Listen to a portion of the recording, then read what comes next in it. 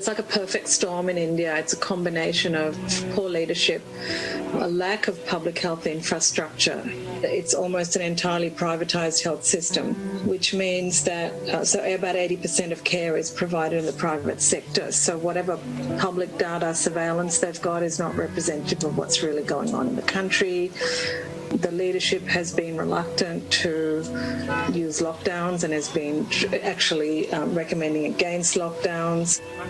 The other issue is we have these variants of concern. So there's several different variants circulating in India, but also this new Indian variant. And we're hearing reports of young people in hospitals and that it's different from the last wave, etc., that there's more young people. Without proper surveillance data, which they just don't have, it's really hard to get a handle on that.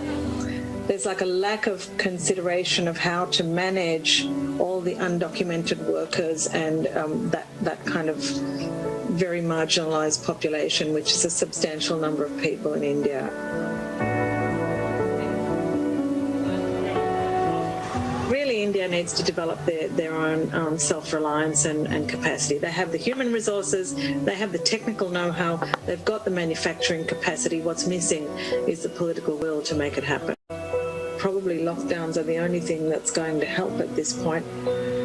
Universal masking and mask mandates, I don't think they're well implemented there, as in the compliance. And again, it comes down to political leadership.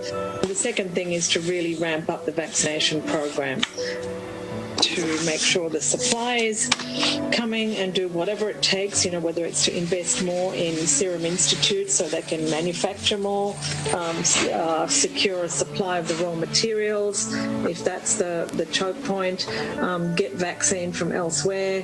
They should be able to ramp that up and get the vaccination program happening.